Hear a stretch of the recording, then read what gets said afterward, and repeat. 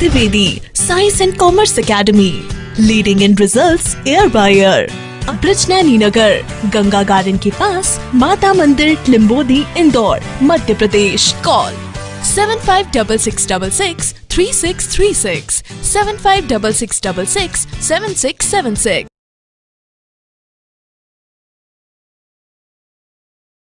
Done. चल शुरू करते हैं। क्या पढ़ रहे थे? इकोनॉमिक्स है ना। इकोनॉमिक्स में अब हमको देखना है, अब हम थोड़ा सा देखते हैं कुछ चीज़ें। नेशनल इनकम का मेजरमेंट पढ़ने से पहले कुछ बेसिक चीज़ें बहुत अच्छे से ध्यान रखना। एक शब्द है तुम्हारा ग्रॉस, दूसरा है नेट, ठीक है, ग्रॉस और नेट। उसके बाद है नेशनल, और फिर है डोमेस्टिक,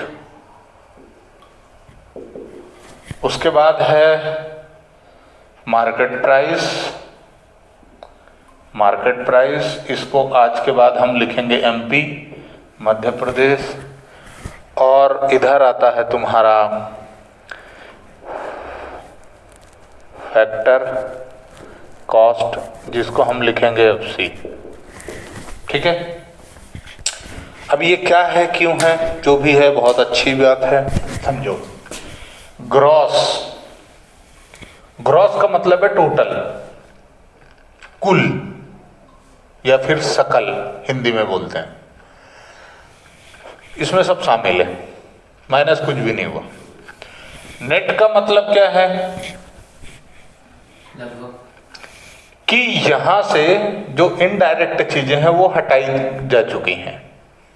इसका मतलब है डायरेक्ट और इनडायरेक्ट दोनों चीजें हैं, और इसका मतलब है सिर्फ डायरेक्ट आइटम है।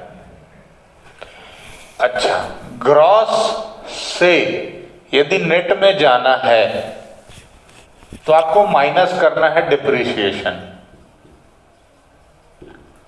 Is it visible? Red colour is visible, दिख रहा है? तो ग्रॉस से आपको नेट में जाना है तो माइनस क्या कर दोगे? डिप्रिसिएशन। और यदि नेट से ग्रॉस में आना है तो क्या करोगे? प्लस कर दोगे डिप्रिसिएशन। इसका मतलब यह है कि net is equal to gross minus dep, और ग्रॉस का मतलब है नेट प्लस डिप, ठीक है। बहुत अच्छी बात है। नेशनल और डोमेस्टिक, मैंने इधर जो लिख रखा है वो सारी वाइडर कॉन्सेप्ट है और उधर वाली नैरो है। मतलब इधर जितने भी आइटम है वो इंक्लूड वाले हैं और उधर वाले एक्सक्लूड वाले हैं।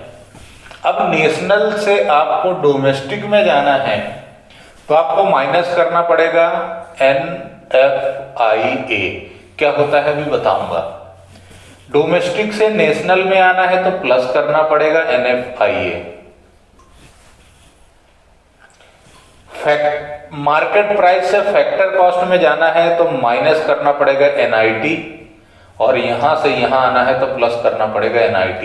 Is it clearly visible? Red colour, clear vision आ रहा है रेड कलर का? ठीक है, चलो अब देखो, 1, 2 और 3, ठीक, 3 चीजें। एक तो हमने कर लिया, ठीक। दूसरा जो है वो क्या है, बहुत अच्छे से नोट कर लेना कॉपी में। NFIA का मतलब होता है net factor income from abroad, विदेशों से कमाई गई आय। इसका फार्मूला है NFIA is equal to export minus import, सीधे शब्दों में। दूसरे शब्दों में आप कह सकते हो receipt from rest of the world minus payment to rest of the world. मतलब ये है कि आपको विदेश से जो पैसा मिलने वाला है उसमें से माइनस कर दो जो आप विदेश को पेमेंट करने वाले हो। और ये सिर्फ इंडिविजुअल पर्सन का नहीं है, पूरे भारत देश का है। पूरे भारत देश को विदेशों से कितना मिलने वाला है भाई, जो आपने एक्सपोर्ट किया होगा उसका पेमेंट आएगा। यानी आपने जो टोटल एक्सपोर्ट किया उसमें से माइनस कर दो इंपोर्ट, वहां जो बेचा उसमें से माइनस कर दो जो खरीदा, जो बचा वो क्या है, NFIA। ये पैसा आपको विदेशियों से लेना है, जो आपके किस में शामिल हो जाएगा, नेशनल इनकम में।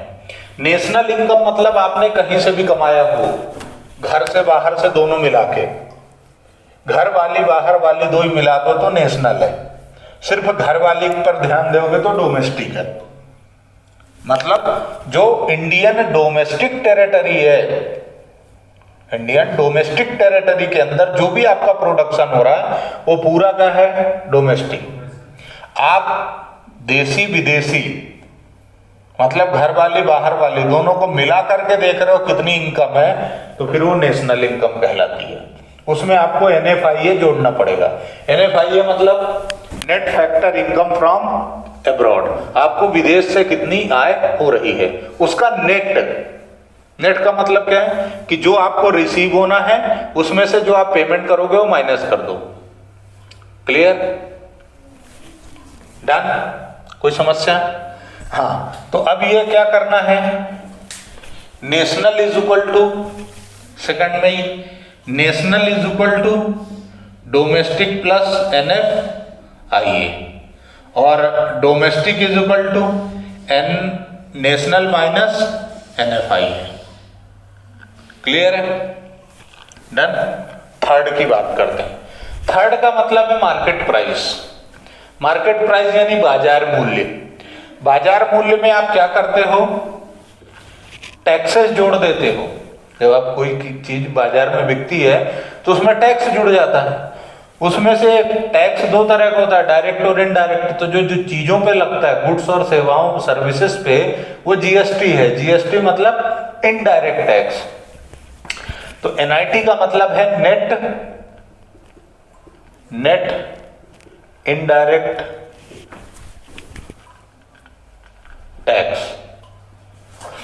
ठीक है, नेट इनडायरेक्ट टैक्स यानी NIT का कैलकुलेशन कैसे करोगे आप, तो आप करोगे total indirect tax minus subsidy. याद रखना यही फार्मूले काम आएंगे नेशनल इनकम के मेजरमेंट में, और बहुत अच्छे से याद रखना। घुमा फिरा के क्वेश्चन 6 नंबर में आता है, 6 नंबर में आता है क्वेश्चन, कैलकुलेट नेशनल इनकम। तो ये जितनी भी टर्मिनोलॉजी आज के लेक्चर में हम पढ़ेंगे बहुत अच्छे से ध्यान रखना। उतार लो तो अच्छी बात है, चाहे वीडियो देखते देखते उतार लेना, ठीक है ना, जैसा तुमको लगे वैसा कर लेना। उतार लो तो बहुत अच्छी बात है। तो मार्केट प्राइस का मतलब क्या है, फैक्टर कॉस्ट प्लस NIT। और फैक्टर कॉस्ट का मतलब क्या है, मार्केट प्राइस माइनस NIT। ठीक है, सारी टर्मिनोलॉजी बहुत अच्छे से याद रखना, बिना इनके काम नहीं होगा। अच्छे से सीखना है तो तुमको ये याद रखना ही पड़ेगा। इसलिए अभी बोर्ड पे रखा छोड़ देता हूं मैं, और मैं आगे बढ़ता हूं। ठीक है, इतना लिखा है, आप लोग इसको नोट करते रहो। तब तक मैं या वीडियो को पॉज करके नोट कर लेना, जैसा भी लगे आप वैसा कर लेना। अब हम थोड़ा सा सीखते हैं आगे। इन्वेस्टमेंट का मतलब क्या है? इन्वेस्टमेंट का मतलब है कैपिटल फॉर्मेशन। इन्वेस्टमेंट का क्या मतलब है? Capital formation. कैपिटल फॉर्मेशन का मतलब है पूंजी बनाना, यानी कैपिटल क्रिएट करना। कैपिटल क्रिएट करने से क्या मतलब है? कैपिटल क्रिएट करने से मतलब ये है कि जो, जैसे मान लो आपके पास 10,000 रुपए हैं, 10,000 रुपए को धीरे धीरे सेविंग करके, अर्निंग करके, कैसे भी करके आपने उस 10,000 को लाख रुपए, 50,000 ऐसा बढ़ा लिया, तो वो है कैपिटल फॉर्मेशन। जैसे अपने पास अपन ने शुरू की क्लास, नीचे बिठा के पढ़ाया, फिर धीरे धीरे जो कमाई हुई उससे बेंच खरीदी, बोर्ड खरीदा, पूरा सेटअप जमा दिया, पूरा बिल्कुल बेहतरीन सेटअप हो गया।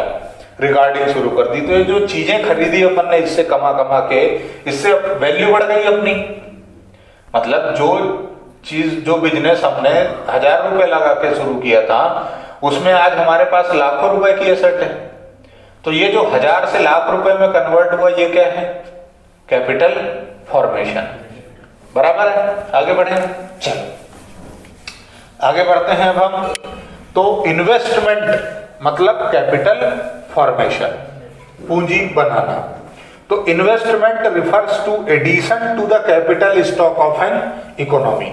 यानी आपका जो कैपिटल स्टॉक है, यही फिक्स्ड एसेट्स का स्टॉक है, इसकी वैल्यू यदि आप एडिशन करते हो, बढ़ाते हो, आपके पास 10,000 की एसेट है, धीरे धीरे खरीदते खरीदते और एसेट्स आपने खरीद ली, 10 प्लांट मशीनरी, उनको 12-15 प्लांट मशीनरी खरीद ली, तो ये क्या है? कैपिटल फॉर्मेशन और इन्वेस्टमेंट। ठीक है। For example, construction of building, purchase of machine, addition to inventories of goods etcetera investment है। और इन्वेस्टमेंट दो तरीके से होता है। इन्वेस्टमेंट के कितने टाइप होते हैं? 2 टाइप होते हैं इन्वेस्टमेंट के। इन्वेस्टमेंट 2 टाइप का होता है। एक होता है ग्रॉस इन्वेस्टमेंट, ग्रॉस इन्वेस्टमेंट, और दूसरा होता है नेट इन्वेस्टमेंट। अभी ग्रॉस इन्वेस्टमेंट का मतलब आप समझ गए, आपको हर क्वेश्चन में लगभग इसका इस्तेमाल होगा। ग्रॉस इन्वेस्टमेंट का मतलब वो इन्वेस्टमेंट जिसमें भी डिप्रिसिएशन शामिल है, इंक्लूडेड है। नेट इन्वेस्टमेंट मतलब जिसमें से डिप्रिसिएशन माइनस हो चुका है। सर डिप्रिसिएशन क्या है? तो डिप्रिसिएशन वही है जो आपने 11th क्लास के अकाउंट में पढ़ा है, reduction in value of assets due to, assets की वैल्यू कम हो गई किस वजह से? Accident, obsolescence, wear and tear, 4-5 चीजें थी होती हैं जिनकी वजह से एसेट्स की वैल्यू कम हो जाती है, तो उसको अपन डिप्रिसिएशन बोलते हैं। घिसावट, घसारा, भाई एक सामान ले लिया, धीरे धीरे यूज करोगे, उसकी वैल्यू क्या होगी? कम हो जाएगी। जब उसकी वैल्यू कम होगी तो वो क्या है? डिप्रिसिएशन है। तो ग्रॉस इन्वेस्टमेंट मतलब आपकी एक्चुअल कॉस्ट जिस पर आपने एसेट्स खरीदी है। नेट इन्वेस्टमेंट मतलब उसमें से आपने डिप्रिसिएशन माइनस कर दिया, जितना आपने आज तक यूज किया है उस पर जो डिप्रिसिएशन लगाया है वो माइनस कर दिया, तो वो क्या है? नेट इन्वेस्टमेंट है। ठीक है, आगे बढ़ जाऊं। यानी ग्रॉस इन्वेस्टमेंट मतलब बिफोर अलाउइंग डिप्रिसिएशन, और नेट इन्वेस्टमेंट मतलब आफ्टर अलाउइंग डिप्रिसिएशन। क्लियर है? आप यूं कह सकते हो कि net investment is equal to gross investment minus depreciation, और ग्रॉस इन्वेस्टमेंट को आप क्या कह सकते हो? Net investment plus depreciation. ठीक है, बराबर? याद रखना, आगे काम आएगा, इसीलिए इतना लिखा है, माथा गोड़ी करी। ठीक है, चलो अब अपन आगे चलते हैं। डिप्रिसिएशन का दूसरा नाम है consumption of fixed capital. Depreciation का जो डिप्रिसिएशन होता है, ये यार ये पेन बार बार हाथ में आता है।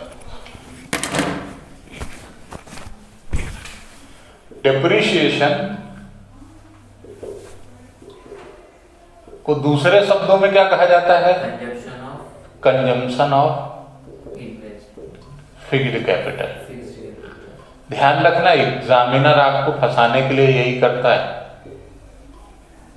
वो डिप्रिसिएशन नहीं लिखता, कंजम्पशन ऑफ फिक्स्ड कैपिटल लिखता है। हमको यूं लगता है ये क्या है ना?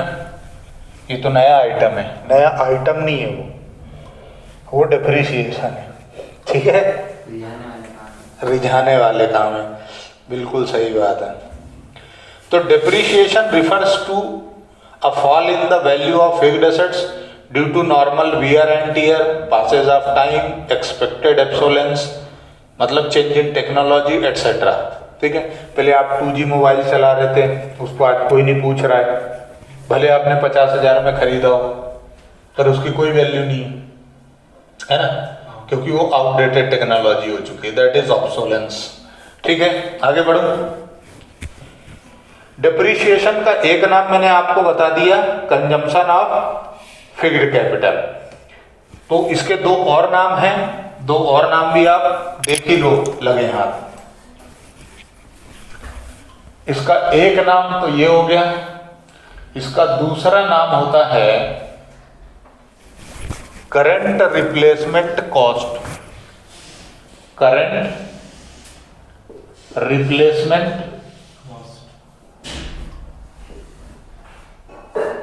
कॉस्ट। और तीसरा नाम है इसका कंजम्पशन, नहीं, cost of capital consumption allowance. आपको एग्जाम में जो क्वेश्चन आएगा वो कुछ भी लिखा सकते हैं इन तीनों में से डिप्रिसिएशन के नाम पर। आपको ये ध्यान रखना है कि इसका मतलब डिप्रिसिएशन होता है। ठीक है, वेरी इंपॉर्टेंट चीजें लिखी हुई हैं बोर्ड में, स्क्रीनशॉट ले लेना।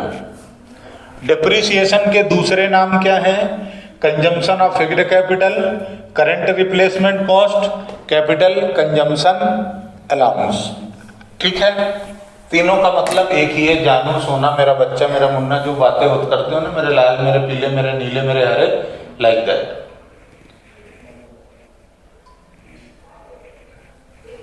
डिप्रिसिएशन सिर्फ 3 वजह से ही माना जाएगा, ये भी ध्यान रखना।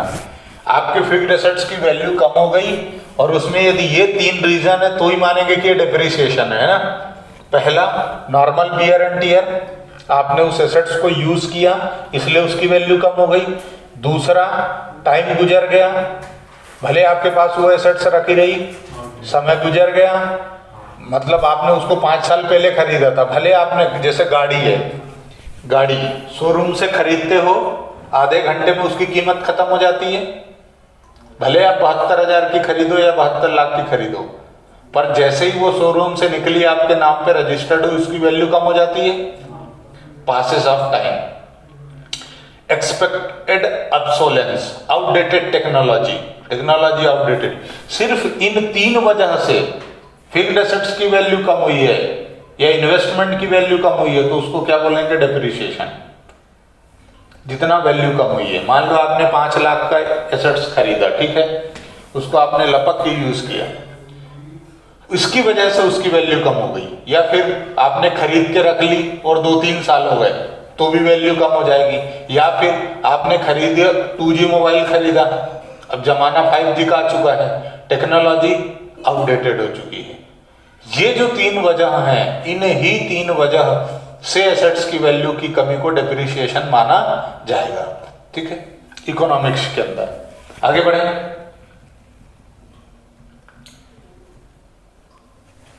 डिप्रिसिएशन और कैपिटल लॉस 2 अलग अलग चीजें हैं। ठीक है, ये 3 वजह से जो अभी अपन ने बात की, wear and tier, passes of time और ऑब्सोलेंस, इन 3 वजह से फिक्स्ड एसेट्स की वैल्यू कम हुई, तो ये क्या है? डिप्रिसिएशन है। अदरवाइज किसी रीजन से एसेट्स की वैल्यू कम हुई तो वो क्या है? Capital loss. 3 रीजन है तो डिप्रिसिएशन है, अदरवाइज अदर देन 3 रीजन है तो कैपिटल लॉस है। कैपिटल लॉस मतलब आपके प्रोडक्शन प्रोसेस को तकलीफ होगी, और डिप्रिसिएशन से ऐसा कुछ भी नहीं होता, ये ध्यान रखना। ठीक है, तो हमने अब कुछ चीजें पढ़ ली, net indirect tax NIT, net indirect tax, total indirect tax यानी GST है ना, वो इनडायरेक्ट टैक्स की जगह GST भी लिख सकता है, एक्साइज ड्यूटी, कस्टम ड्यूटी भी लिख सकता है, बराबर है। तो ग्रॉस भी लिख सकता है वो टोटल की जगह, तुम्हें कंफ्यूज करने के लिए कि तुम ग्रॉस दिख जाए तो ये वाला ग्रॉस मत समझ लेना इनडायरेक्ट टैक्स के साथ। ग्रॉस इनडायरेक्ट टैक्स लिख दे या ग्रॉस GST लिख दे तो उसको तुम लिखें, इससे कोई लेना देना नहीं है। ठीक है, ग्रॉस मतलब टोटल कहना चाह रहा है वो, इनडायरेक्ट टैक्स के लिए बोल रहा हूं मैं। उसमें से सब्सिडी माइनस कर दोगे। सब्सिडी क्या होती है? गवर्नमेंट बिजनेस को बढ़ावा देने के लिए बैकवर्ड जो एरियाज होते हैं, जो सिक इंडस्ट्रीज होती हैं, जैसे पीथमपुर इंदौर के पास में, असम, यदि आपने असम में फैक्ट्री खोली और वहां के गरीब जनता को रोजगार दिया तो आपको सरकार सड़क, पानी, बिजली और जमीनें सस्ते दामों में देती है। मतलब मार्केट रेट मान लो उसका 5 लाख है तो आपको 3 लाख में दे देगी। ये जो 2 लाख की कमी है ये क्या है? सब्सिडी है, छूट दी जाती है। क्यों? ताकि आप इंडस्ट्री को बढ़ावा दो। आपको जैसे असम में फैक्ट्री डालते हो ना तो 10 साल तक आपको टैक्स नहीं लगेगा, 5 साल तक बिजली का बिल माफ रहेगा। बस शर्त क्या है? आपको लोकल एरिया को डेवलप करना पड़ेगा, सड़कें बनानी पड़ेंगी आपको। मतलब टैक्स मत भरो भाई, सरकार पैसा लेके करेगी क्या? इंफ्रास्ट्रक्चर ही डेवलप करेगी ना। तो सरकार का कहना है हमें 1 रुपया टैक्स मत दो, लोकल पब्लिक को सपोर्ट दो, लोकल पब्लिक को रोजगार दो, एम्प्लॉयमेंट दो और इंफ्रास्ट्रक्चर डेवलप करो अपने आजू बाजू का। सर जो सब्सिडी होती है वो फिर अपन को भरनी भी पड़ती है किसी भी तरीके से, छूट मिलती है। हाँ, हो गई ना, बता तो दिया कि गवर्नमेंट ने तुमको दे दिया। आप क्या बोल रही? तुम इन्वेस्टमेंट, तुम इंफ्रास्ट्रक्चर डेवलप करो। कुछ लिया है तो देना तो पड़ेगा। हो सकता है किसी अदर फॉर्म में देना पड़े, गवर्नमेंट को देगी है ना? वापस तो उनको देना, पीपल को। हाँ, दे देगा। ठीक है। इनडायरेक्ट टैक्स क्लियर है, एनआईटी क्लियर है। Net indirect tax, net indirect tax मतलब जो वो टैक्स जो गुड्स और सर्विसेज पे लगता है, यानी एक तरह से जीएसटी आज की डेट में। ठीक है। सब्सिडी क्या है ये भी हमने देख लिया। और क्या देखना बाकी है? सब्सिडी का मतलब है इकोनॉमिक असिस्टेंस जो गवर्नमेंट किसी भी फर्म को या हाउस होल्ड को या इंडस्ट्री को देती है। किस लिए देती है? मोटिवेट करती है कि आप जनरल वेलफेयर कर सको, लोगों की भलाई का काम कर सको, इसलिए सरकार आपको कुछ इकोनॉमिक बेनिफिट देती है। फैक्टर कॉस्ट और मार्केट प्राइस भी हम देख चुके हैं। फैक्टर कॉस्ट मतलब विद इन बाउंड्री, जो आपका प्रोडक्शन बाउंड्री है विद इन दैट, क्योंकि जब तक आप प्रोडक्शन बाउंड्री के अंदर हो तब तक आपको इनडायरेक्ट टैक्स नहीं लगता। जैसे ही उसको मार्केट में बेचने के लिए लाओगे तभी उस पर टैक्स लगता है। ठीक है। जीएसटी कब लगेगा? जब आप अपने फैक्ट्री से उस गुड्स को बाहर बेचने के लिए लाओगे तब, उससे पहले नहीं लगता। ठीक है।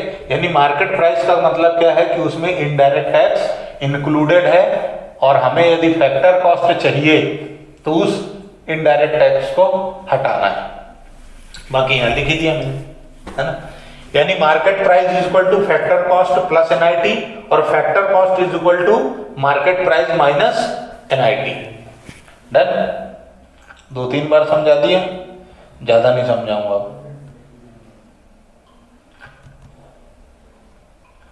ज्यादा नहीं समझाऊंगा। फैक्टर इनकम फ्रॉम अब्रॉड हो गया, है ना। फिर से एक बार देख लो। It refers to the difference between income received from rest of the world, income received from rest of the world minus income paid to rest of the world, बराबर। यानी NFIA, NFIA is equal to income earned from abroad minus income paid to abroad. To और from दो शब्द बहुत dangerous है, याद रखना। To, TO2, to मतलब माइनस और फ्रॉम मतलब प्लस। ये आपको याद रखना है किसके लिए? NFIA के लिए। नफिया में यदि उन्होंने net factor income from abroad ये लिखा है मतलब वो प्लस का आइटम है, और net factor income to abroad लिखा है इसका मतलब वो माइनस का आइटम है। ये ध्यान रखना। टू और फ्रॉम बहुत अच्छे से याद रखना जब क्वेश्चन करोगे तो। अभी यही बता दिया है, ठीक है। टू का मतलब है पेमेंट माइनस और फ्रॉम का मतलब है प्लस। ठीक है, आगे बढ़े। चलो, सुहानी शाम है आई। अब देखो कंपोनेंट ऑफ NFIA क्या है। There are 3 main component of NFIA। NFIA मतलब